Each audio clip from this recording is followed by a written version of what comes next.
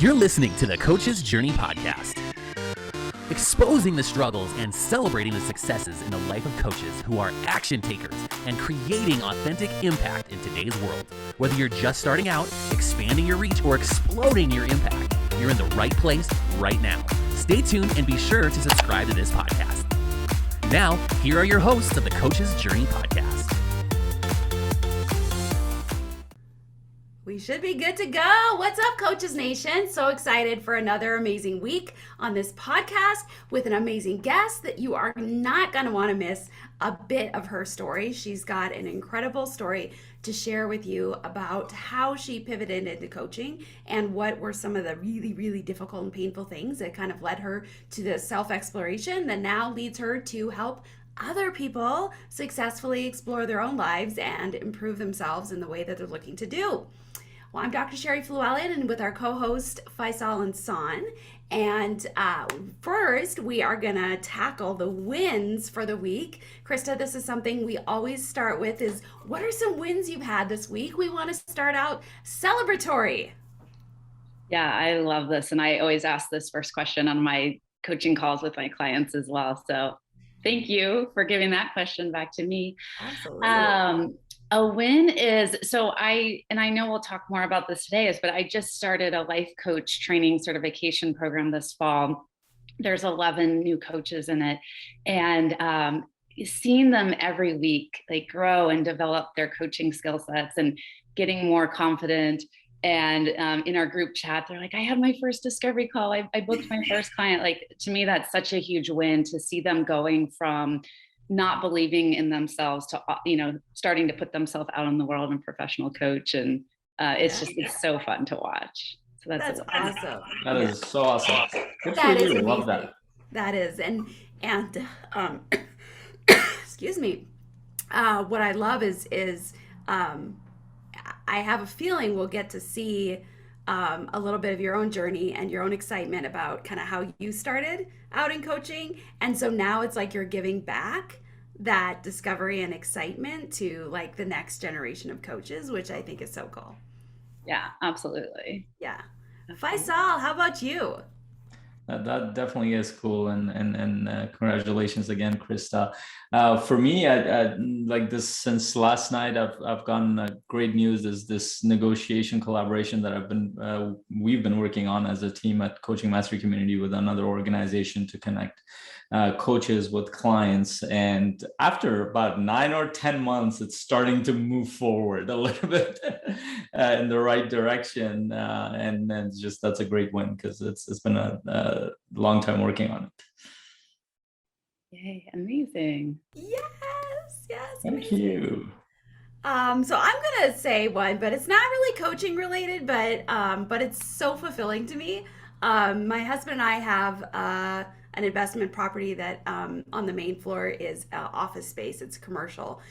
It used to be a dentist office, and they removed all their stuff when they moved. So there's like random pipes coming out of the floor. You've got like the lights in the ceiling have like kitty cats on them so that when the kids are laying down, they have something fun to look at. But we're in the process of, in the beginning processes of working with a commercial builder to remodel it. And I love the creativity of remodeling and that sort of stuff. And so like when I got to meet with the architects and all that sort of stuff, like I was so excited because I get to be creative, and I absolutely love being creative, and I need creativity in my life to fill me up. Whether it's the creativity of building a business or of doing real estate or baking cupcakes and decorating the top, like whatever it is, I love it. So that really gave me a lot of energy last night. So that's my awesome, Sherry. Congratulations. Yeah. Thank you. All right. So before we launch into Krista's amazing story, Faisal, do you want to talk a little bit about our sponsor, which is a Coaching Mastery community? Yes, definitely. So, and the thing that I love about Coaching Mastery is that it's actually a community of coaches who are working together on the same things. Even the leadership team are working on the same things. They're not gurus on top sitting there and telling people what to do. It's in a sense, we're supporting each other, lifting each other up to build our coaching business and our coaching skill sets. We develop coaching mastery and business skills around the coaching field to help move each other forward. And the win that I shared was connected to coaching mastery, that we're soon going to be in a position that we're working on multiple contracts to connect coaches with actual clients, even outside of our mastermind, which is going to be a great movement forward for us. So we do that in a very supportive community where we share resources, perspectives, and we support each other, collaborate with each other to move our businesses forward. Yeah. One of the most important pieces of feedback we've gotten is that a lot of the coaches say that if it weren't for the community, they probably would have given up, or they probably would, they would not be where they're at. They would have kind of succumbed to all the frustrations and overwhelm of all the things that need to happen in to start a coaching business and to make it run successful. So if that's something that, for the listeners, if that's something that you recognize would be instrumental in your coaching journey right now, reach out to us. We would love to have a conversation with you. All right, Krista, so excited to hear your journey.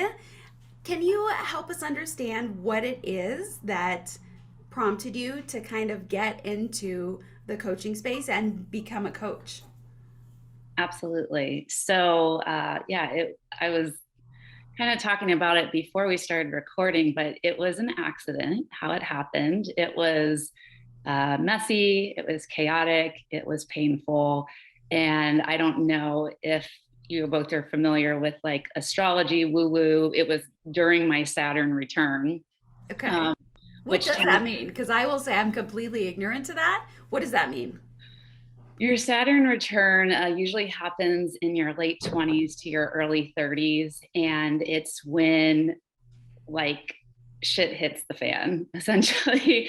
And basically that's when you start going through divorce, or you are like, I want to do something else with my life. My current job isn't working anymore. It's like this big shift that's meant to happen to get you into the next phase of life. And your former self dies and you're reborn into the like higher version of where you're supposed to be going in life. And it's a beautiful process, but it's very painful at the same time. What age range do you say that is? Late 20s to early 30s. Okay. I think I was a decade behind, but that's okay. That's another story. Also known as a quarter midlife crisis. We're very familiar with the midlife crisis. This is a quarter midlife crisis when this starts to happen for a lot of people. And so that's when it all started to begin for me. I was a military wife, and we were living out in Seattle at the time. I was a labor and delivery nurse of 5 years. And I just knew something was happening. Like I wasn't happy in my marriage. I wasn't happy as a nurse. I knew I was meant to help people in a bigger way. But I was stuck and I didn't know what to do. And so I was training as a bikini bodybuilder at that time. I really love all things related to fitness. And when I was on my fitness team, there was a life coach on the team. And she was helping all the women on our team, like kind of get their life together and start their own businesses. And I was like, I don't know what a life coach is. I don't know what this woman does, but I need to have her in my life.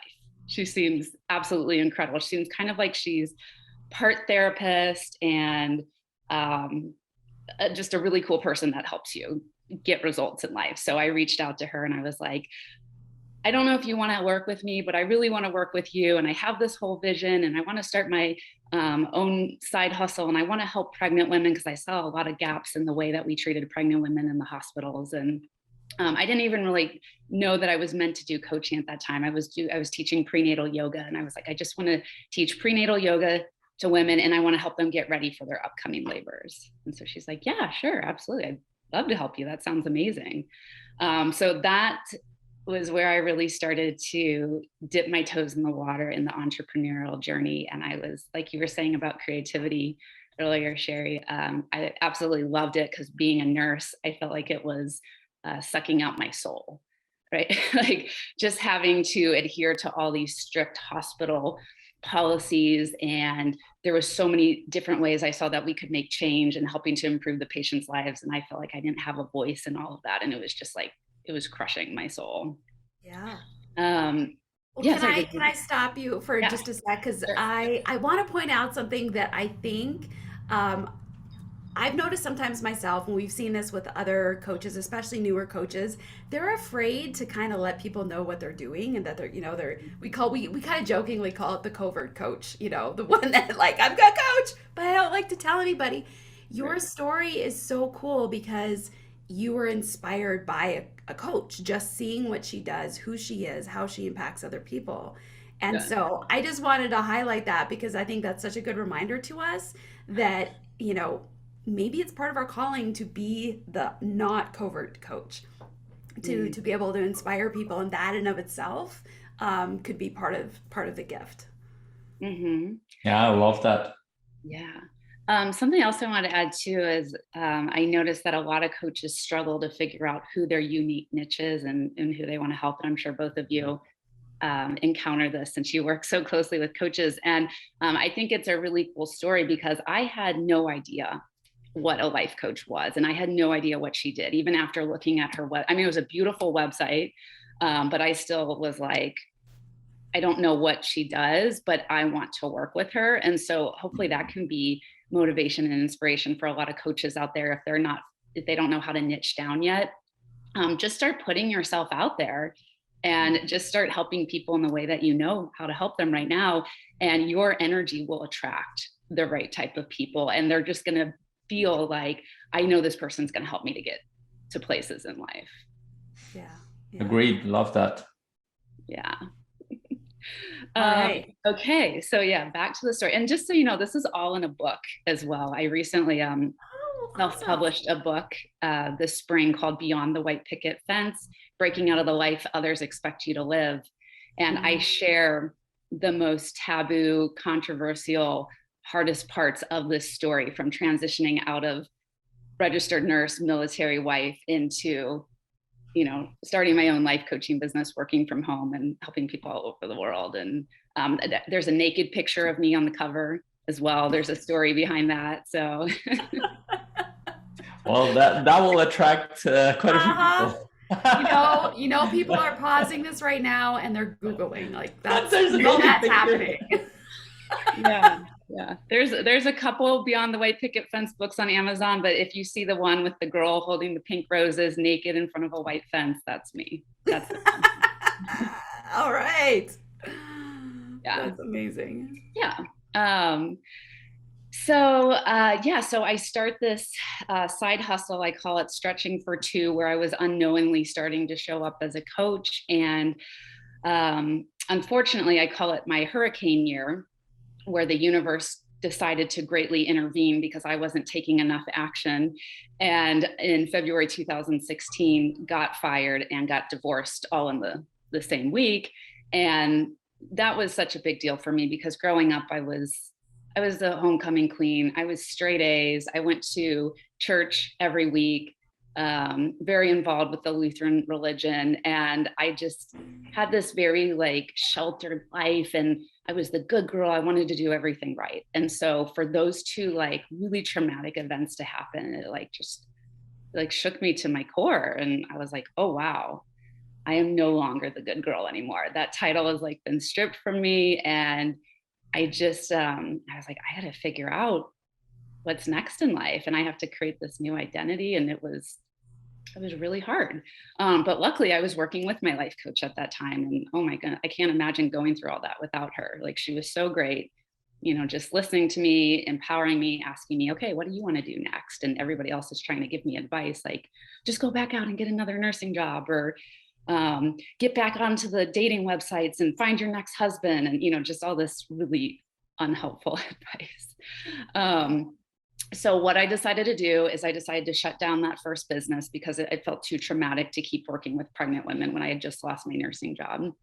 And I was like, you know what, I'm going to sell all my stuff and I'm going to go travel around the world and have an eat, pray, love journey and figure out who I am and what I want to do next.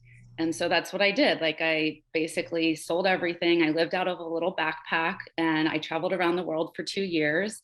And I lived and worked in 50 different countries. And during that time, I, was just like, I'm going to stay open to see what I meant to do next. And one of my previous clients who I was helping when she was pregnant reached out to me and said, will you be my life coach? And I was like, I don't know how to be a life coach, but you know what, sure, let's go for it. Why not? And then another random person reached out to me and said, will you be my life coach? And I started to take that as a sign from the universe. Okay, universe wants me to listen to something here. And so I just found I was really good at it and I really enjoyed it. And I was like, okay, I need to, what steps do I need to start taking to make this, like an actual professional career? Because I am not going back into the nursing world. I hated being a nurse. I was miserable. I was burnt out. So I was like, I will do anything to make this new profession work as a life coach. So that's when I found my first life coach training program and joined them. And I was just so enamored with the coaching world. And it was really the first time in my life that I felt like I was at home. I felt so loved, so accepted. I was like, these are my people. They're also sensitive empaths like me. They're also introverts and they're just so passionate. They want to make the world a different place. And I just knew, I was like, these are my people. And it felt so, so good. And then, so I was, slowly building up my private coaching practice at this time, but then I decided that I wanted to work full time for this coach training company that I had just graduated from and be a coach trainer for them. And so that's where I really started to get involved with the coaching industry and interviewing coaches all over the world and hearing like what's working and what's not working for coaches in the beginning of their journey. And this program was also accredited with the International Coaching Federation as well, which really started to open my eyes to, just that world of, getting your ICF credentials. And so, yeah, I didn't know, before I keep going on, I didn't know if you guys wanted to jump in and ask any questions or any reflections, because I know I shared a lot so far. Well, that is an incredible journey, and that's very inspiring. First of all, that like you were so open, you didn't, and this is one of those powerful lessons that we're always seeking to know. Oh, this is what I want to do, and it's exactly what's going to happen. But then, from what I hear, is that you just were open and went out there, put yourself out there, and I'm sure it took a lot of courage and the openness to kind of shift into this new identity, but then listening to the signs based on your intuition, what you saw there, and then connecting to your tribe. That's so cool, and really being in a position, like getting yourself in a position to serve and following your heart. Like, very inspiring journey. I would love to ask a little bit about the practicality of a couple things. Sure. First of all, you just lost your job, you got a divorce. How did you find the money to hire a life coach? And I ask this because sometimes we meet with people and then we like, oh, there's no way they could afford it. And then either we discount ourselves and our ability, or, we don't even make the offer because we've already made some assumptions. And so I would love to hear, how did you make that work? Yeah, I love that you picked up on this because it's actually a really cool story. So yeah, as you can imagine, I was freaking out because my income source was shut off immediately. Like, I already knew that I was going to take a year off from nursing and go travel around the world. My husband and at the time, we both decided to do it. He was a nurse as well, and we both hated being nurses. And so we're like, okay, we're going to save up for 12 months and then we're both going to quit and then just go travel around the world for a year and figure out what's next. And then obviously those plans got cut short. And so then I was like, well, shoot, I still really want to travel, but I don't have money now. What am I going to do? And then, yeah, I wanted to keep working with my life coach as well, which was like $1,000 a month. And I was like freaking out. I was having a massive panic attack. And then, my side hustle coaching business was bringing in like maybe $1,000 a month at that time. So she asked a really powerful question. It was really simple, but she was just like, okay, so is there anywhere else where the money could show up for you? Like, that's it. That's all she asked. It's crazy how simple these, coaching questions can be, but they're so powerful at the same time. Yeah. And the minute she said that, like, I started crying, and I always take that anytime I get emotional, like that's a sign. And I remembered that my aunt had passed away a couple years ago and had left me a retirement IRA. And at the time, it didn't make sense to me. It actually caused a fight in my family because she was the only one that had left money for me. And right before she died, her and her husband were going to buy an RV and start traveling all over the world. And so I think she just like somehow knew that I was going to be the one to like kind of carry on her legacy in that way. And so I just like, after my coach asked me that question, I was like, oh my gosh, I'm supposed to use that money that Aunt Teddy left me to go into this next adventure. But I was so scared to pull from an IRA because I was like, oh, I'm going to get taxed. And that's just not a smart financial decision to do. A couple people had advised me against it, but my intuition was just like, you got to do it. You got to do it. That's what the money was meant for. So there was over $50,000 in that account, but I only pulled out like 35,000. And that's what I survived on for the first year. Because as I was traveling, I was in a lot of countries where it doesn't cost a lot to live. Like I was in Eastern Europe, I was in Asia, where you can get by on $1,000 per month or less, living very well. So that having those backup funds was so amazing to help me to keep working with my coach, and then keep funding my business, and then funding my travels as well, and give me that cushion as my coaching practice was, building up at that time. So that's amazing. Yeah. That's so incredible. And back to Sherry's question, a lot of times we assume that, a client can't afford it. And I've thought about this, and I did that too. I mean, initially when I was doing this, and then I don't know which book I was reading around this, and the author was talking about people are incredibly resourceful. It's not about the resources. Like if you give them the opportunity, they can be resourceful if there is a necessity here. If they need this, if you can serve them and they see that, they experience that, they'll find a way. And then later on, it came to me is that when we're making an assumption that somebody can't afford it, we're already judging them in a negative way. Yeah. That they can't figure out a way to do this. Mm-hmm. And that's a very important insight for coaches to understand that we have no idea what people are capable of. Mm-hmm. And that's the whole point of coaching, to get people closer to their potential too. We don't always know what we're capable of, right? We don't even know that.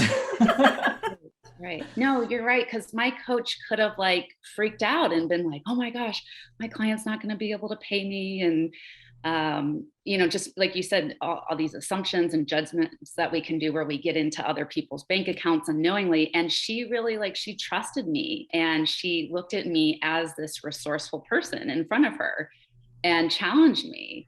And that was so powerful. And it helped me to step into this higher version of myself. Yeah. I love what you're saying too, as coaches. Like a lot of times it's so important to do that mindset work before we get on like a sales call or discovery call, to already see our potential client as creative, resourceful, whole, which is the ICF's definition of coaching. And to just trust them that they'll find a way to make it work out if it's something they really want. And we don't have to worry about if they can afford it or the financial piece, because we don't need to worry about that as coaches. Yeah. So what about your traveling led you to be certain that coaching, like, this is it, this is what I'm meant to be, this is where I'm going to pivot to? Yeah. It was just like the first time in my life where I really started listening to myself and my intuition. I didn't know how to do that before. And, my coach started to teach me how to do that. And our intuition, I'm sure both of you agree, our intuition is like one of the most powerful tools we'll ever own and use with everything we do in life. And it just felt so good inside. And that's what I teach a lot of my clients too, is when they're trying to make big decisions in their life of like, yeah, should I leave my marriage, or should I move into a different career? Should I move locations? Like, how does it feel inside your body? Does it feel expansive? Does it feel light? Does it feel energetic? Or does it feel heavy? Does it feel dense? Do you feel constricted, contracted? And just inside my body, it just felt so good. And so I was like, I can't ignore this. I have to listen to this. I have to honor this and know that it's going to take me to the next step, whatever that may be. And I was so hard to really trust that and lean into the unknown. Because a lot of times we're always taught, like, you have to have this 1-year plan, this 5-year plan, this 10-year plan. You have to know what's next, and you can't just like make these leaps of faith. But I didn't have that. Like, everything that I thought was certain in my life, I thought I was going to be married to this person for the rest of my life. I thought I was going to retire as a nurse, and that was all stripped away in 1 week. So it really like led me to just start thinking of like, maybe the things we think that are stable in our life aren't that stable anymore. And we have to really just be okay with not knowing and trusting what's coming to us next. And I like the phrase, the universe has your back, and knowing that whatever happened, whoever comes into my life or whatever opportunities come, that's what's meant to happen next. And I have to trust that. I think that's what my interpretation of what's missing a lot right now, especially in the COVID world, is there's so much fear, so much anxiety, so much like desire to control everything, that I think, just as a general statement, so many people are missing the boat on just doing what they can do, focusing on what they can control, trusting, having faith. I think I don't watch the news much, but when I do, it's just like, oh my gosh, that's why I don't watch it. Because it's all about fear, which is, completely the opposite of what you're talking about. Oh my gosh. Yeah. And when I was telling my family what I was doing, like, they are avid news watchers every day. They consume Fox News, and, to them, they think that everybody in the world is dangerous, and every country you go into, you're going to be held at gunpoint, and you're going to be killed, and just all these awful things. And when I told them, like, hey, I'm just going to go travel around the world for a couple years and figure my life out, like, they were freaking out. And it was so funny, because once I started traveling, I just found that I actually felt like safer in a lot of these countries than I did in my own hometown of St. Louis. Wow. And the people were just so friendly, and they would be like, just come have dinner with our family. I'd start talking to people at the grocery store, and they'd be like, you're amazing. We'd love to learn English from you. Come have dinner with my family. And people just off the street would invite you into their homes. It was so loving and beautiful. And I learned so much from all these different countries and cultures. Yeah, and I love this, and one of the things that I've naturally moved towards is helping coaches as well, and just working through how they approach their business, and part of it is business strategy, but a big part of it is actually what you touched on, is the intuition part. And business, and it doesn't matter whether it's in our personal life or the business piece, and it connects to people's faith. What I find more and more, and this is the part I think we can hone in on, is that as much as we want to believe that coaches are connected to their intuition, that might not, like I've seen over and over, that's not the case. Yeah. They have come that far because of certain strengths and abilities and experiences, especially those coaches who are used to certainty, used to a specific job pattern or a specific pattern in their life, that the identity that they've held on, even though they're trying to go towards a coach's identity, they have a very hard time trusting this process of kind of jumping in. And I had a hard time. So I was the first one in the process. That identity shift was very, very difficult. And looking back, the thing that would have made it even more easier in the process, or at least more bearable, was the trusting my intuition more, trusting that what I feel, what it feels like, you mentioned, what feels lighter and exciting and amazing, is the thing that I'm meant to go towards, versus the other way around. We don't actually understand the process around this, is why it does that. We're beginning to get some clues from science and so many other places, but in the experience that people have, Like we don't have we're not taught to be experientially connected to our intuition. And I love that you shared that it was a coach that helped you connect with that. So, and it always takes me back is that if a coach is not connected to their own intuition and to their own sense of experience, how are they supposed to connect clients with that? I love that. Well, something too, just moving to another location. Something too that the reason I love the International Coaching Federation so much and why I'm working towards getting my coach training program accredited with them is one of the things that, so for example, when I am observing my students' coaching calls and I have to grade them and give them feedback to make sure they're coaching at a professional certified coach level, one of the things we're looking for is, are they tapping in and using their intuition to help coach their clients? And so intuition is such a powerful skill set for a coach. And you can, if you bring that into your sessions, you're going to know like the types of questions to ask your clients, and you're going to know the things that they need help with that maybe they're not asking for help with. And it really is a powerful coaching tool, to use it in your life, to run your coaching business, or even in your sessions with your clients. So I'd like to interject just a kind of something that I've noticed, and I don't have the answer for this. So I'm curious what you guys would say, particularly you, Krista. So my background is a psychologist. I was a psychologist for 15 years, licensed in the mental health field, and what I noticed, just my own perspective, was that I kind of still feel this way. So it's interesting talking about intuition. I actually think people act out of their emotions too much, because I think emotions are fickle, but it's coming from a perspective where, I would have this one gal in particular. I met with her for like almost my entire career. So probably about 13 years. She had a life of trauma, which of course colors everything in life. But she couldn't be around guys without having an emotional reaction.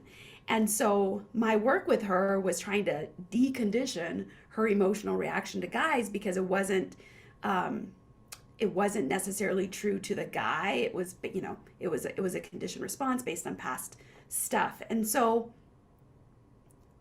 I think there's, and maybe it's a spectrum of being too emotionally reactive and not being aware enough of where that emotion's coming from, and kind of the stuff that's happened that's versus, having, the intuition, which we're assuming, if somebody is extremely intuitive, they are accurately responding to something in the moment. So I guess how do you guide people to understand if they're accurately or inaccurately assessing their own emotional reactions in the moment? I don't have an answer for that. I'm still trying to work through that with clients and myself. So I'd love to hear you guys' perspective. It's an interesting conversation. I love that you brought this up. The first thing I was thinking about when you were talking, Dr. Sherry, is I feel like intuition and emotions are like a completely separate thing, but I didn't think about it how maybe that could get confused of if someone is having an emotional reaction and maybe they're thinking that is their intuition. Mm-hmm. I think they're completely different things, but if we don't have that emotional intelligence yet, that could get really confusing and overwhelming, and we're not quite sure what to listen to within us, right? So I want to, and I don't know if they are completely different thing, and I'll share my experience and what I've noticed with my clients, and like how people get disconnected from their intuition. And a lot of it, from what I'm learning more and more, is that it is connected to trauma. It is connected to emotions, because and so emotions, like you said, there's a spectrum. So when you're talking about that girl who has the lady who has a challenge with being in those relationships, and she's emotionally reacting, but we're talking about a specific set of emotions, and that's fear. Mm-hmm. That's in that moment, her system is protecting her. So the question is, are the emotions driving you, or you're using emotions as what they are? They're signals from our system telling us, giving us information. And what does that information give us? So, and here's what makes it difficult. And it doesn't have to be an extreme trauma for this to happen. I've experienced extreme trauma, and I've worked with clients who have gone therapy, and they're still experiencing the effects of what has happened. I've worked with coaches who don't realize that their trauma is showing up in their sessions. They don't realize that they are not paying attention to something because they're subconsciously omitting things. Like, I'm listening. So there's this one session I was listening to, and I'm watching, like, I can see it leading up to something really powerful. It's an emotional moment in that session. And I'm like watching a game. Basically, I'm like, this is going to be really cool. And then the next moment, this coach just walks completely by it. Like, what the hell happened there? And I'm like, And then when I went back and talked to the coach, I'm like, can you tell me what you were thinking in that moment? That I didn't notice it. It was completely, his system bypassed it. And much of that was related to his reaction to relationships, his emotional reaction to relationships. So now intuition, why does it show up? Why doesn't? In my experience, for me, why didn't it show up most of my life was because I was more connected in my head and my thoughts and my beliefs and the conditioned patterns that I was given. And I had to break free of many of them to be able to even notice that there's a whole system beyond my thought process that I have. And I'll give it in the words of Alan Watts painted a very powerful picture of this. Imagine a ship, like whatever kind of big cruise ship, whatever you want to think of it, that has a radar system. So imagine your conscious attention to be like that radar system. Like, it's always seeking for anything that could come in the view of that, and it's scanning the thing. But now we also know, looking at a ship, an advanced ship, that it has many different functions. Like, it can have satellite functions, it can have sensors, and all sorts of people are watching and testing and doing all sorts of things in there. It's not just a radar. But imagine people on that ship, the only function that they knew was the radar. There was nothing else.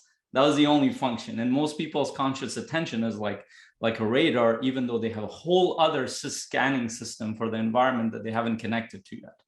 And that scanning system is our we don't even understand how our biological system works, how our spiritual system works. But we call it intuition, we call it gut feeling, we call it those things. And recently we're learning about the gut-brain connection, heart-brain connections, and how our consciousness might be much more expansive than we gave it credit, and how it can detect things without us even realizing it. And we might know things without even, for example, walking into a room, subconsciously we've picked up thousands, millions of bits of data before even having to pay attention to something. And then we react based on that. We feel something. And so the way I look at emotions is it's a signaling mechanism. So if you can't, so the emotional intelligence part, if you can't connect with the emotion, which means the painful, the positive, the negative, all of it, then you don't know how to interpret the signals. You don't know how to experience what it means. How do you experience it? For one thing, emotions are experiential by nature. They're not thought processes the way we're used to it. And I'll go back to Jason Goldberg, who wrote this in his book, Prison Break. He has a whole chapter on this, when your intuition is drunk. And it's a funny chapter around this, is that I don't always listen to my intuition, but what he's really talking about is that when you're overtaken by these fearful emotions. And when you're overtaken, we know that our biological system just wants to protect us. It's not even engaging the conscious part of our mind. It's mostly in the reactive side, the fight or flight state. And in that mode, we're going to be tunnel vision. We're not going to notice. We're not going to be open. We're not going to be curious. We're not going to try to understand who we are and what it is, how we belong, and what we're going towards. So, there's the clear answer for me is to really experiencing the emotions, the negative and the positive. And the challenge is that if you've gone through the quote unquote negative, the trauma piece, and you haven't gone into it and see it for what it is, which was just a signaling mechanism that was helping you. And in the words of Dr. Gabor Mate, who says that your trauma is the thing that went right, not wrong. It's the thing that your system did to protect you from, so you can function as a child. I actually never heard that. That's really powerful. And there's actually a documentary that he put out recently. I'd say he's an expert in the field of trauma. He's a doctor too. And it's called The Wisdom of Trauma. Powerful documentary, but his book also, When the Body Says No, is a great resource for that. But the bottom line is that we're understanding more and more is that we need to connect to the human experience versus the mental thought processes, models, and beliefs that we're given. Most people just live in their head, not in their experience. And the experience helps us connect to the intuition, which is what I'm guessing probably close to what happened to you, Krista. What would you say? Wow. Well, first of all, thank you for sharing all that. That was powerful. As you were talking too, I was thinking of another metaphor of, I don't know if either of you read Harry Potter. I was a huge Harry Potter fan. I've watched it, I haven't read it. Or watched it, yeah. I mean, kind of going back to intuition, is Harry Potter was always magical, right? He always had these powers, but he didn't know how to tap into them. He didn't know how to use them until he went to Hogwarts. Yeah. And then, right, he really got to hone in on using those skills that he already had. So Faisal, I was hearing you say, like, growing up, maybe you didn't have anyone to teach you how to use your intuition. And I do believe that we're all very intuitive beings, and we all have these very beautiful gifts to add to the world. But if we don't have like that mentor or a coach or a therapist or someone to teach us how to tap into that, it goes unused. And then, yeah, we do give so much control to the trauma and the emotions, and that starts to take over and drive all of our decisions, which can be crazy and chaotic. But it's so powerful to have someone to teach us how to tap into that intuition that we already have within us. So I don't know if the Harry Potter thing helps, but that's just what I thought. I was like, Harry Potter was always awesome and a badass, but Hogwarts really helped to bring that out within him. I love that. And that's a powerful image to have for people. And I mean, think about it, the culture that we're in, we're becoming aware of the potential more and more. Think about the movies that are out there, the stories that are out there. And we've known this for a long time. There's a term for it we call the hero's journey. In religious books, it's the same journey of a character that's led. Even collectively, we understand that human beings, as Brendan Burchard talks about it, there are two themes in the human story, and there's struggle and there's progress. And it is, so there's a process of initiation that happens for every human being. Not everybody's ready for that initiation. And that initiation part is what we call in normal terms, midlife crisis or whatever. There's an opportunity there. Yeah. Quarter life and crisis. not everybody's gonna take advantage of that because it's painful.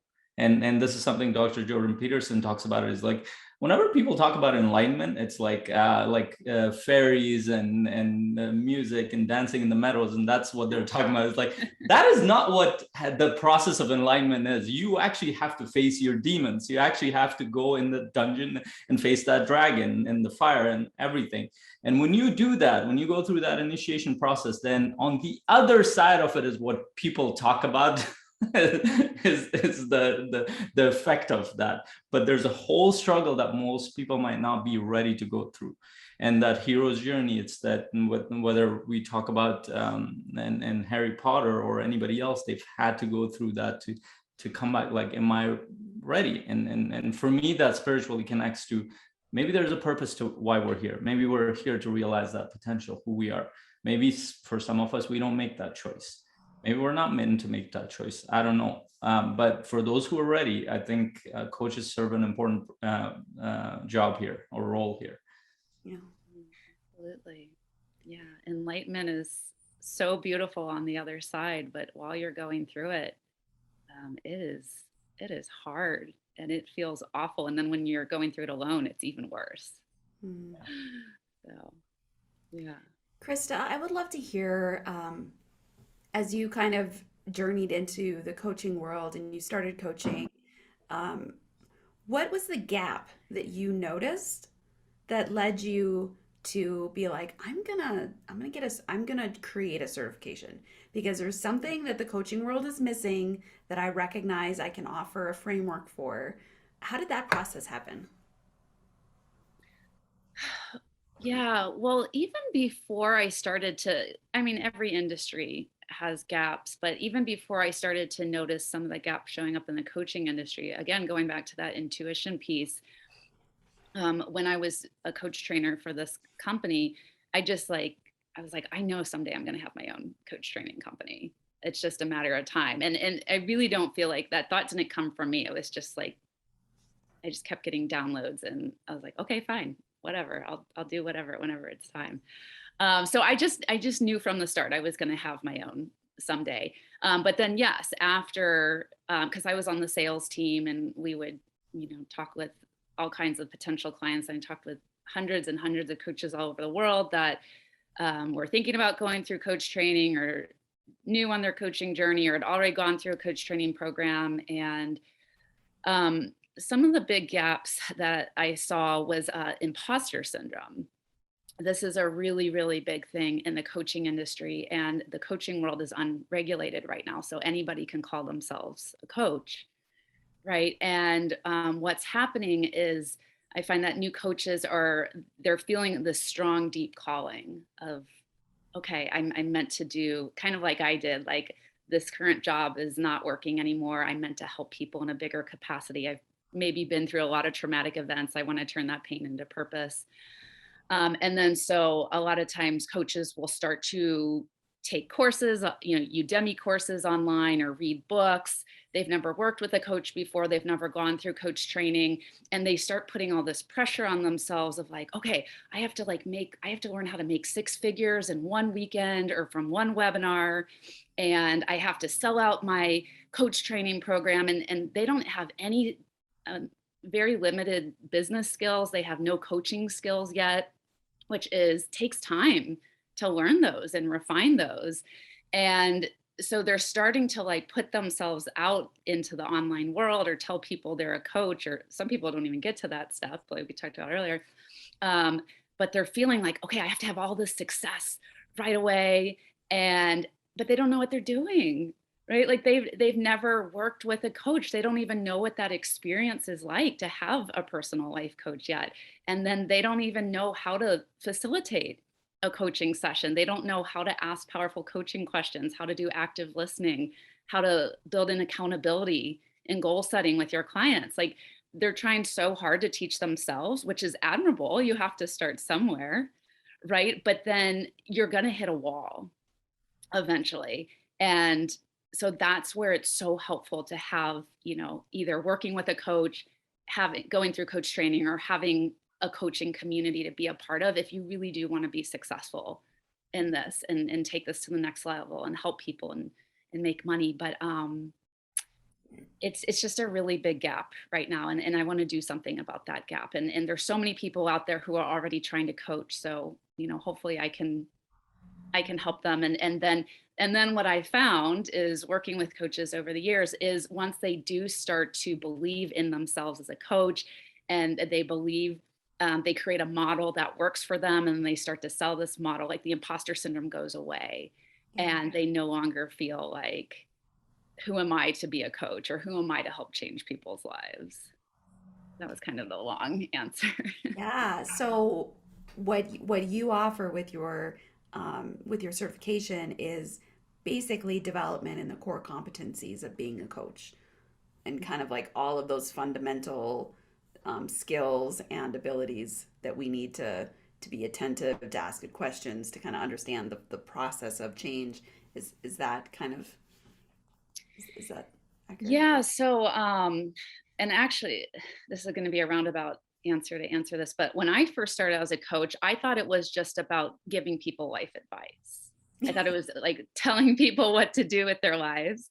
A lot of coaches do that, right? Yeah. And that's a consultant role. Yes. And so I had no idea actually what coaching really was when I first started out, but we all think we do until we go through formal training. We all think it's like we have to have these perfect lives and be gurus for people and tell them all the answers. And that's actually the worst thing you can do for someone. The best thing you can do for someone is to let them find their own answers for their life. And that's where they start to develop that trust and that confidence. So I don't know. I'm trying to remember the original question that you asked. Just kind of in your certification, it's about the core competencies of being a coach. Yeah. So the first 3.5 months, we focus on learning the 8 core competencies through the International Coaching Federation that teaches you how to be a really transformational coach and use all those coaching skill sets. And then the last 3.5 months, we teach you how to build the coaching practice, because also another gap that I've seen in the coaching industry is coaches maybe they do take the time to go through training. And so they're like, okay, cool. I know how to coach people. I know how to help people get breakthroughs. I know how to help people change their lives, but I don't know where to find clients. I don't know where to make money. I don't know how to market myself. I don't know how to brand myself. So it really sucks when you spend all this time and money learning how to be an awesome coach, and then you don't know what to do with your coaching skills beyond that. So I think it's really powerful to, and I know that, both of you do this as well, is not only to teach coaches how to be phenomenal coaches, but then also, how to give them the business side of it as well. And, just for anybody listening, like I was a nurse for 5 years before becoming a coach. So I knew how to put on scrubs. I knew how to show up to a hospital. I knew how to deliver babies, administer medicine, clean up body fluids. I knew how to receive a paycheck in my bank account every 2 weeks. Beyond that, I knew nothing about the online world. I knew nothing about social media. I knew nothing about starting an online business. Like it was such a foreign concept for me. Yeah.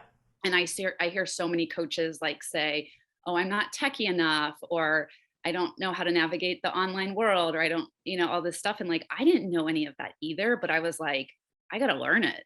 If I'm going to be I can't walk around with this story all day. If I don't know, because that's not going to help me become a successful coach. So I got to take the time to learn this. And it was hard. Like the first couple of years, it was learning a whole new language, right? Absolutely. It was really hard. But then like anything, with time, you learn how to master it with repetition. And but that was a hard transition going from a nurse to a coach, because I really did not have many skill sets I could bring into that new industry. I mean, come on. I would have thought knowing how to clean up bodily fluids would have easily transitioned into having an amazing internet presence. Yeah. I mean, I love what you shared here, and it goes into the heart of and this is something I was questioning that, like when I went through the certification. I mean, I had gone to school for engineering for a while, and by the time I finished, it wasn't like, well, I'm an engineer. So the way it works is that you actually go work in the field, and you work under an engineer for a while until you get your professional license as an engineer, at least in Canada, Ontario region. So that takes about a good 7 to 8 years, this process. There's theory, there's actual practice in the real world. But when I went through a certification, I mean, this is a 1-week certification, and then you have time to process this. Something wasn't adding up for me. It's like, how am I supposed to, like, no matter how much of a drive I have, how am I supposed to process the skill sets? And one of the things that Brent Richard said that kind of registered, that's the only thing that amazes me, is like, well, this is one of those jobs that you learn in the field. You don't learn in theory. So that part I like, because I love, like, I don't like things just for the sake of theory. It needs to apply. Even though I think a lot about about philosophy and so many things, but I care about philosophy that adds to experience, not things that are airy-fairy somewhere else. So what I realized more so that my coaching business built when I built my abilities, skill sets, when I connected to the identity. And I think that was the most powerful thing, was that it connects to the imposter syndrome, was that anybody coming into this field will feel like an imposter. But you need to, walk into the identity of what that means to be a coach. And by the way, and that's one of the most powerful things that I've learned as a coach, is that if you can't help shift someone's identity who's going through a transition, and everybody's going through transitions, they're going into a new path or they're expanding their path, then it's very, very hard for them to move forward, no matter how many clear plans and all that stuff that they might have. And there's one question that I was within our mastermind that I asked, like whenever we're talking about sales and marketing and this stuff, is, and I always share this with the coaches who are newer, that, hey, let's say I handed 10 of my my clients, 10 of my clients, how long do you think you can keep them? And how many referrals do you think you're going to get out of these clients? Because most coaches who come in is like, oh, I need to get clients. I need to get clients. Great. It's all about the business and I'm going to learn. But you need to be the kind of coach who will be able to challenge these clients, who will be able to take them deeper, who will be able to help them actually serve them and move forward. I realized that the hard way going through it when I jumped in, and I was fortunate to get a contract around this. Jumping in, holy shoot, even though I've gone through all this training, I'm not ready. I had to develop as I was working through it and experiment consistently to figure out, well, what is it to coach? And it's a very expansive world. Like, I don't think there's an end to the kind of skill sets that you can bring into this field. And that's what makes it so exciting. But there is a journey there, that before you get the business up and running, you need to develop yourself. And that's one of the things in our coaching mastery that I love, is that we don't just focus on the business and, hey, go get that. That's a big part of it. But the way we've set up is that you're coaching somebody, a coach, and you're getting feedback on that, on your process. And we have coaches from different certifications, different fields, different backgrounds. And we need to see how effective that is. What's working? What can we improve? And there's a process of feedback that is consistently helping them grow as a coach while they're building their business, which is really important. I just wanted to expand on that, and I agree. We definitely need to, and I love the fact that you are working to support coaches on that end too. Well, I like what you said too, Faisal, is that you went to school to become an engineer, and it was a 7 to 8 year process. Right. And I went to school to become a nurse, which was a 4.5 year process. And Dr. Sherry, you said that you're in the psychology world. It looks like you got your doctorate.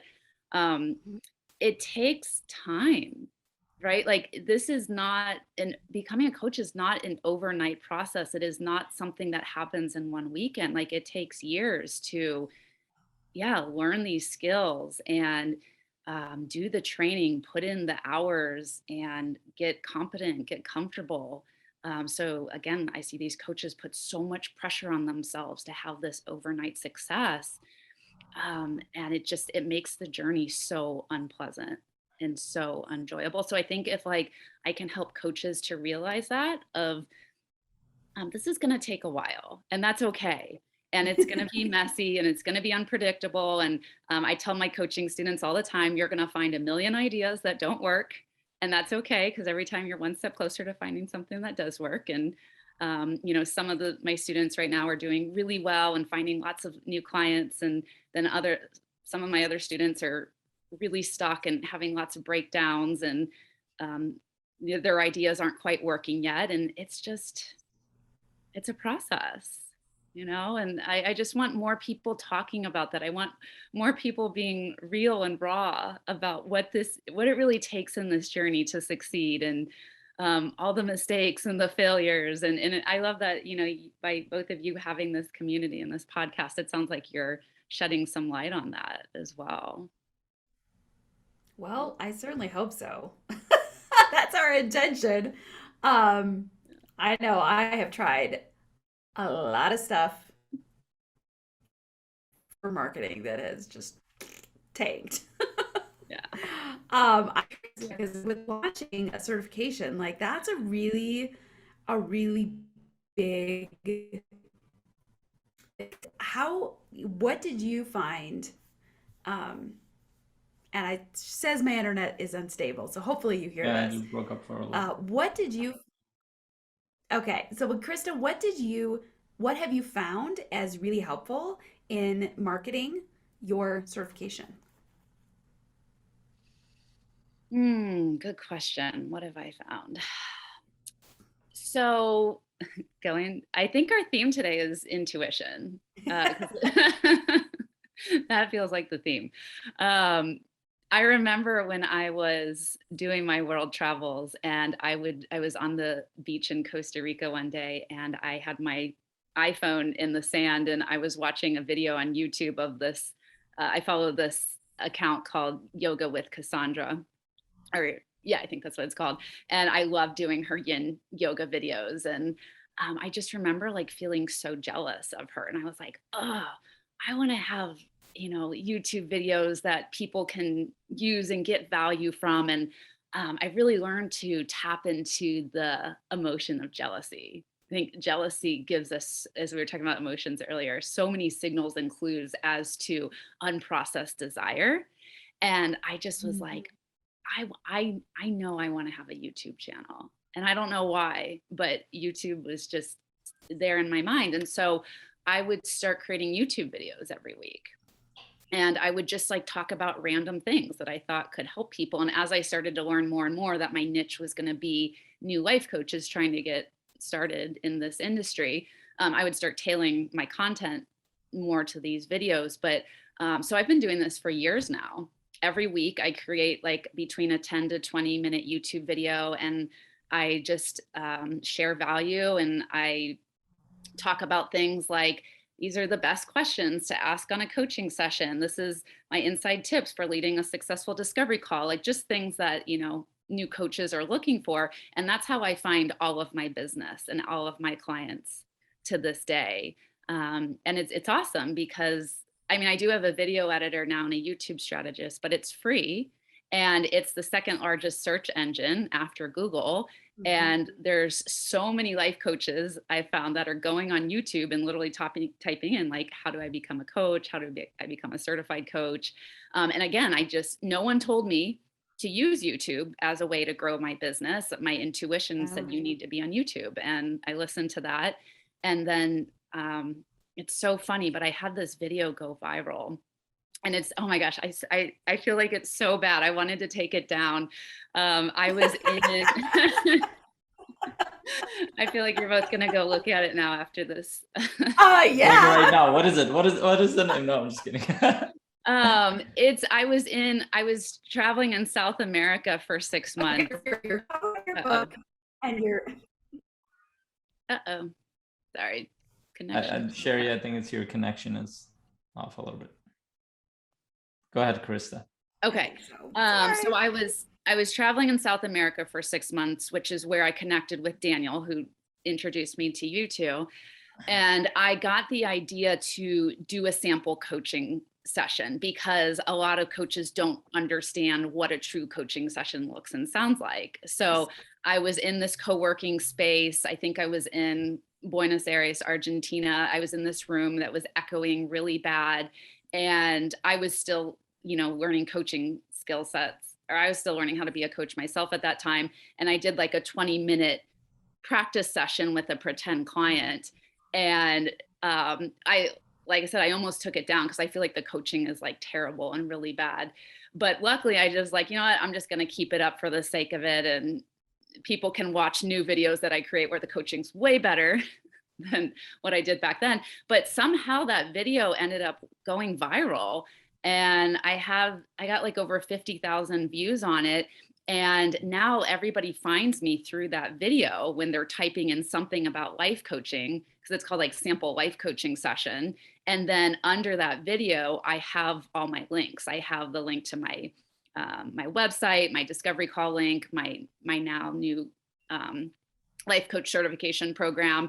And then so I just wake up every morning and I have all these discovery calls booked in my inbox of people who find this video. So that's like the main way I do my marketing. And it's just, again, it all happened by accident and it's crazy. And I would have never been able to guess in a million years that that's how I would be marketing myself, but that's what I do. So I love this, and I definitely want to check that out. But and I can see why that something like that could go viral, and giving me ideas now. But aside from that, how long would you say it took for the YouTube channel to kind of direct clients to book these discovery calls with you? Yeah, good question. Because anytime we start marketing ourselves, what I find is we'll create like one YouTube video, one podcast episode, we'll do a Facebook Live, and we're like, this is it. This is going to be the thing that like makes me $1 million, and everybody's going to find out that I'm a coach. And it doesn't work like that. Even though I did have this video go viral, it didn't go viral till like 2 years later of being on YouTube. You know, so let's see. So how long does it take? I've learned from one of my business coaches that anytime like you implement a new marketing strategy, like give it a good 3 months of consistently using it before you're going to actually start to see momentum. I think it takes even longer than that. Like I said, it took a couple of years of me consistently making YouTube videos and to get them up in the algorithm before people like started seeing the videos pop up in their newsfeed on YouTube. But just for anybody listening here, like, yeah, one podcast episode, one YouTube video is not going to make or break your business. Like you really have to, again, be in it for the long term. And you have to give it a minimum, I think, of at least 3 months before you're going to start to see some sort of results or momentum from that. Yeah. My husband's in the real estate world as an investor and entrepreneur. And one of the things he says, which just sticks in my mind, he's like, best known beats best. Like, you got to be known. Yeah. If you're not known, it doesn't matter how good you are. So it's like you got to be known, you know, and hopefully as a coach, hopefully we're really good, but you know, but just around the marketing perspective, it's like best known beats best. Like you don't have to be the best in the world, but you have to be known. And so how are you going to get known? I love that. Yeah.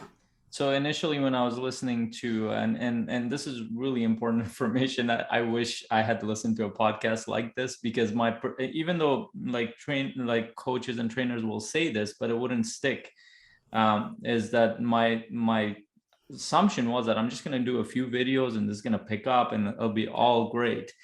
Did not, as you can guess, did not work out like that. And same thing, very similar experience, that my presence, and like I've been online for since 2015, didn't really have an effect on my business in terms of getting clients much later on. I'd say 2-3 years down the road.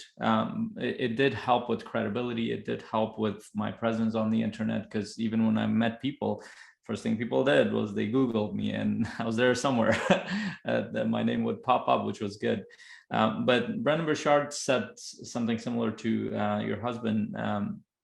When I was first listening to him, he said that, and he would say it, and he says it in funny ways.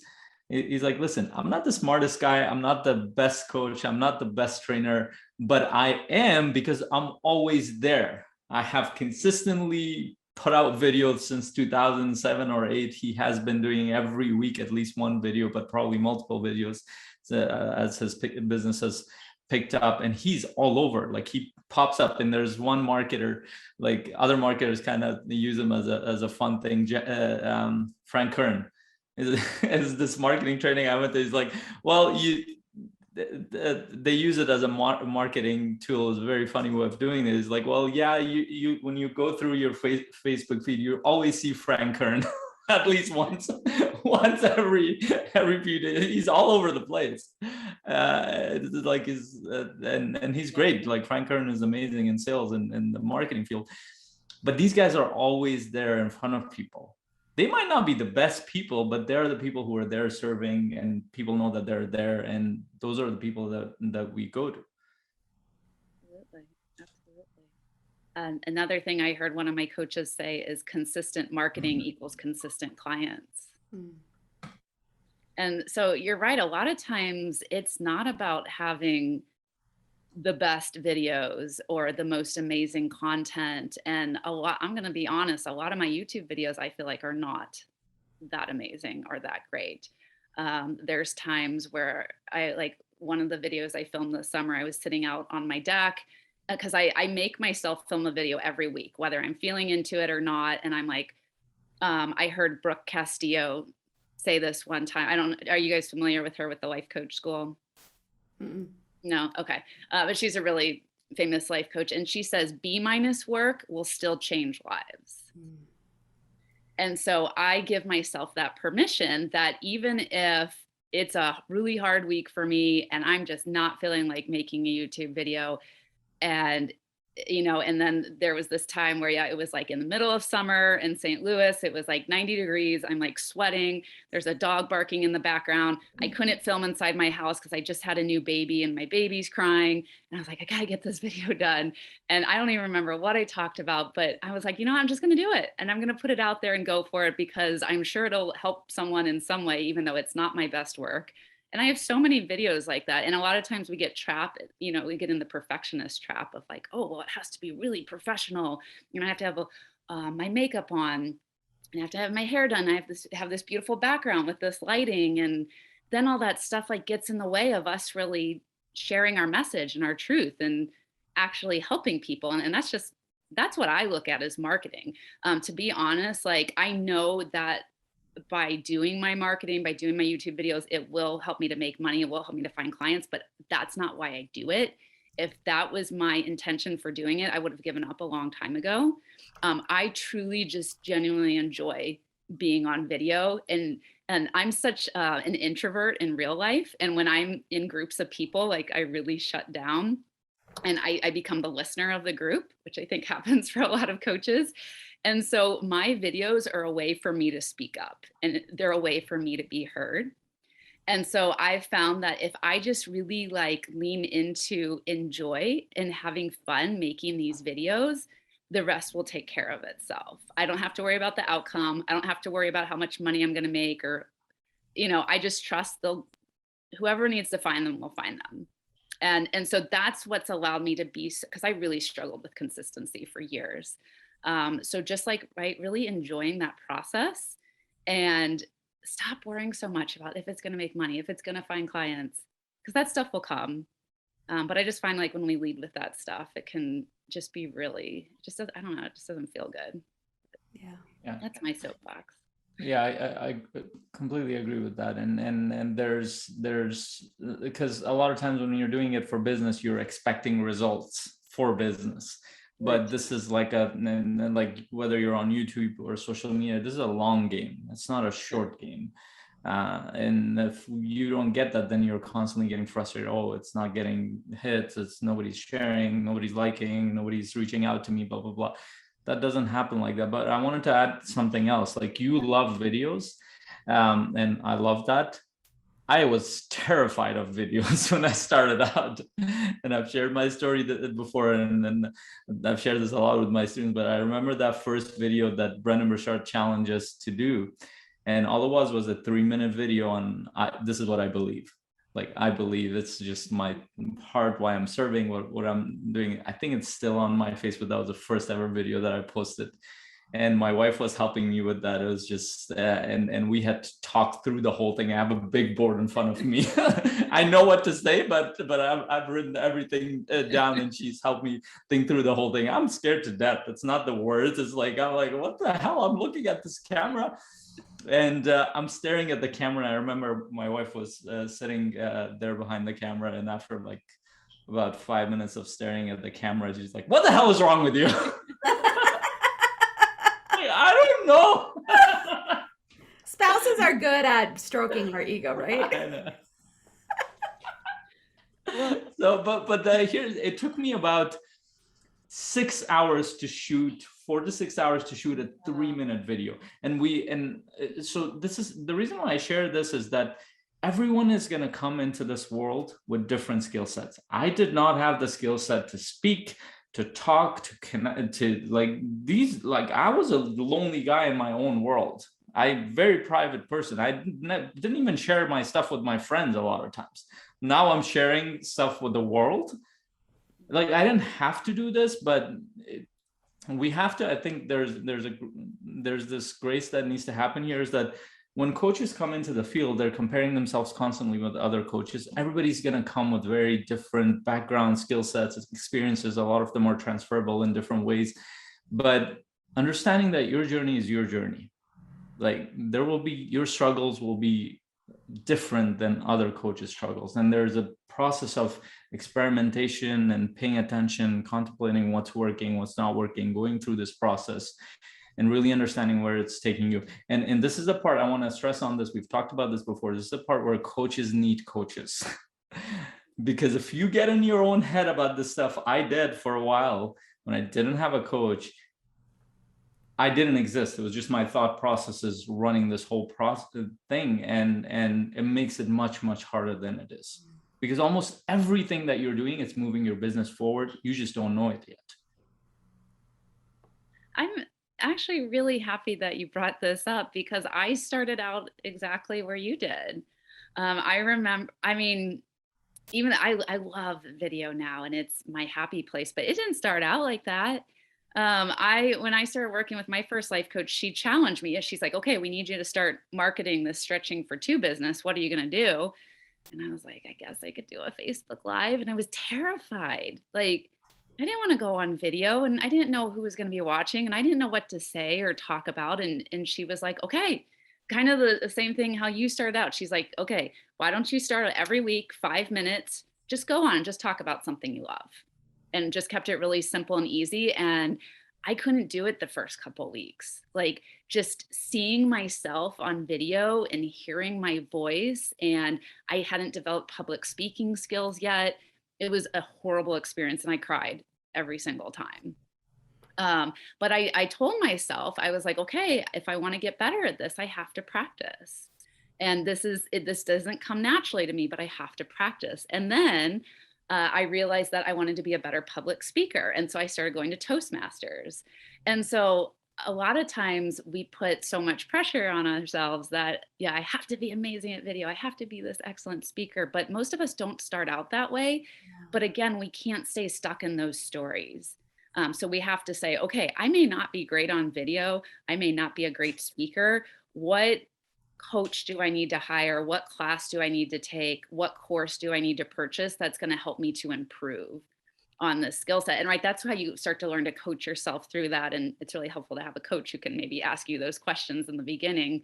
But I just believe so many of us don't start out with naturally knowing how to market and sell ourselves in our services in our business. Yeah, right? and there's I love that. And there's one other thing I just realized. When I put out that first video, and this was like probably my biggest fear, and it came true, the first comment under it is literally in the words, "Another liar." Oh no. Literally the first comment. And I had to shut off the computer. I remember going for a walk. I was like, and I remember Brendan Burchard warned us, like most people will either leave you alone or they will be supportive. There will be one or two people that you're going to think and you're going to focus on that. And that will be the end of thing if you stay focused on that. So like, you know what? It doesn't matter. I went for a walk. I was just running through my head. I come back after an hour. I had to open the computer and look at it. There were like 20, 30 comments there defending me. I didn't have to say anything. 20, 30 comments, friends and family that no, that's, and they're basically supporting me that I didn't expect. I didn't even have to say anything to this guy. And I just left it the way it is. I didn't delete the comment and he just went away. And over the course of 5 years, this is a fear a lot of people have. Over the course of 5-6 years, I've had 3 people comment in a negative way. They've all 3 of them have actually taught me something very powerful. Yeah. Krista, I appreciate your vulnerability in sharing some of the really difficult moments that you had, letting us know about this viral Facebook or viral YouTube video that we can all go Google now and comment on. Amazing. We have a few questions that we love to ask all of our guests towards the end of our interview. So we're going to shift into that. And the first question is, what is one of the most influential books in your coaching journey so far? Ooh, This is the first thing that popped into my head. Can I say my own? The one that I Yes, just of course. Okay. I don't know if that's too narcissistic, but I mean, writing that book, and I had to read it like 15 times. I didn't realize that when you write a book, how many times you have to read it and edit it. But I think it's a really powerful story, and I think it's so vulnerable and it's so taboo, and it's really impacted me, even though it's my own story. It's really impacted me, and there's so many beautiful lessons in it and things that we're not supposed to talk about as women in this world. And I just put it all out there. So yeah, Wonderful. I'll go with that. What are some hobbies that you have, and how do you kind of just chill out in your off time and kind of refresh yourself? Mm. I teach yoga, and I love yoga. That really helps calm. I mean, as an entrepreneur, your mind never stops, and it's a blessing and a curse. So I would say like yoga and CrossFit are like my go-to for self-care that I really enjoy. And then I love hiking on the weekends and listening to podcasts or watching Netflix videos. And then world traveling. Love traveling. I have a world map tattooed on my left side of my back to remind me to keep traveling for the rest of my Oh, life. And that's awesome. I love that. so, yeah. And you didn't say this, but you mentioned you dropped a little nugget about having a newborn at some point. Can you Mm. like I'd love to hear about your kids. Like, is there something to share there? Yeah. Yeah. So I was really scared to have a child. I always knew I'll try not to like go too much into the story because we're going to the end, but I always knew I was meant to be a mom, but I was really scared to have a baby because I was like, I feel like I'm either going to have to choose my success or choose to be a mom. And I feel like I can't have both. And that was a story I carried a lot around with me for a long time. And I didn't really have like a lot of positive mentors that are like, you can have both. But finally I just was like, okay, I'm 34. I need to make a decision here. And I was like, I feel like I'm 75% ready. So I'm going to go for it. I know I'm never going to be 100% ready to take on a child. So I ended up having my first son at home. I did a home birth during the pandemic. So he was born in May of 2020. Wow. And it's so funny because I was so worried about what was going to happen with my coaching business. And I actually made the most money I ever made a couple months after he was born. And what I found was having a baby is you become like such a better human being.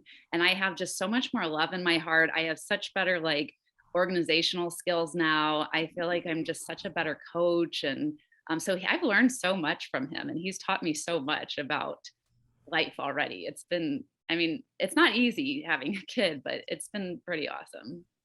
Oh, that's cool. So he's about 1.5 now. Yeah, he's 1.5. Mm-hmm.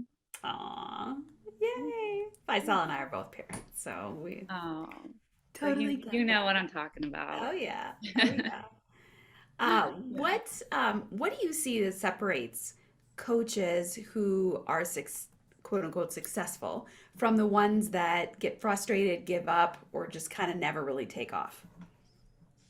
Mm, yeah. Um, Fixed mindset versus growth mindset. Mm, I think that sums it up, right? Is as we talked about today, it can be a really hard journey into this world, and there's going to be lots of mistakes, lots of failures. So if you can really look at each one of those things and say, what's the lesson here? How can I learn from this? How can I grow from this? Instead of like, oh, this didn't work. I'm not meant to be a coach. Nobody wants to hire me. My programs are no good. Like you're not going to be successful with that mindset. It's not conducive to growth. So, and it's something that takes time to cultivate that. And then obviously having, coaches in the community can help you to step more into that mindset. But I think that makes or breaks everything. yeah, yeah, well, that's good. Good reminder. And where do you think the field of coaching is headed? I love this question, and a reason why I started my coach training program. I do truly feel and believe that eventually the coaching world will become regulated, and that every coach, it's kind of like in the medical world, right? If you want to be a doctor, you have to go to medical school and get your license before you can practice. I do feel that eventually, if someone wants to call themselves a life coach and practice as a coach, they're going to have to go through formal training and maybe even get licensed in their state or their country. And I know I've already talked to some of the leaders in the ICF world, and they said that they're already starting to put some of those practices into place in other countries. So I think we're starting to go that way, and I think that it's going to be really good. I think it's going to really help coaches to have more of direction, and right, because like right now, so many coaches are just like, I don't know where to get started. I don't know what to do. So if they already know, okay, I know my first step is that I have to go through training, I think that's going to solve so many problems.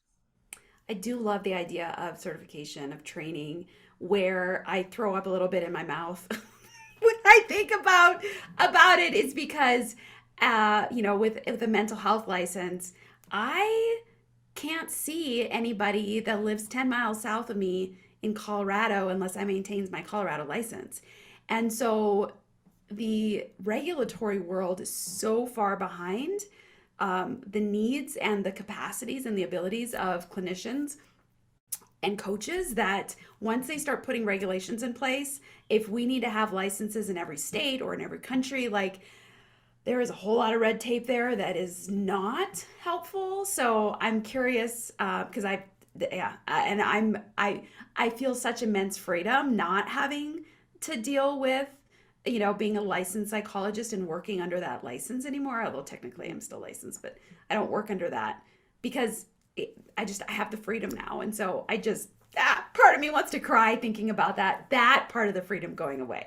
But I think training, being accountable for actually being able to deliver really good work, I think is really important. I don't know how it's going to turn out. Yeah, and you're right. I do have a lot of therapists that are coming to me because they're like, I need to leave the therapy world and I want to have more freedom and flexibility. So you're right. Hopefully with more of those regulations that may come, that there can be a balance there. And so I'm glad you brought that up. Yeah. Krista, where can people find you in addition to your book cover and your YouTube videos? Naked book cover. Nobody will forget that one. No, nobody will. That's a first, maybe a last on this podcast. That's where we might have lost a bunch of men. Like, what? Naked? Hopefully it just paused and then they came back. And there's a powerful story why I didn't just be like, I think it'd be fun to be naked on my book cover. There's a story for it. So I have two websites. I have my personal website, KristaKathleen.com. And then I have my newest website, BuildYourLifeCoachingBiz.com. And then that one's for the coach training program. And then I'm on Instagram and Facebook, I think under the name of like Krista K Coach. So and then YouTube, obviously I'm on YouTube, Krista Kathleen Coach. And then if everyone wants to go check out that horrible video that went viral. Maybe we'll put a link to that. Make it go a little bit more viral. Well, because it gives people hope, like that, whatever they're doing, it's not about having this perfect, or it's not even about recent. I love that it was 2 years old before it even got the traction. That's crazy. Yeah. And I'm glad I didn't take it down. I was so close to taking it down. So glad I did not. So for anybody listening, if I hear people say this all the time of like, I started on Instagram and then I switched my niche and I think I should just delete everything. Like, don't delete anything. You never know how it's going to help you or how it's going to inspire people. And your audience loves to see you grow and change and develop as well. So don't delete anything. Please don't delete it. Good advice. Yeah. Well, we just want to thank you, Krista, for taking the time out, your valuable time out to be here and actually adding value to the coaches who are listening to this. And I think the vulnerability, the challenges that you shared, and that's what we wanted to bring in this podcast. And I think you brought that because I think more coaches need to understand that it is a lot of times a picture that is given to them or they have in their head might not be what the business is. And the more prepared they are, the more they understand that it takes work to do this. And if your heart is not in it, it might be too much work that's not worth it. So thank you for sharing, being vulnerable and sharing your awesome stories and adding so much value. And such an honor to talk to you. Oh, thank you. This was such a joy. I really appreciate it. And All for right. everyone, you can also find us at coachingmasterycommunity.com. Make sure you like and share this video, and we'll see you next week, same time. Bye. Bye. Bye. All right. Stop all of the. Oops. Do you want me to? You're listening to the Coach's Journey podcast.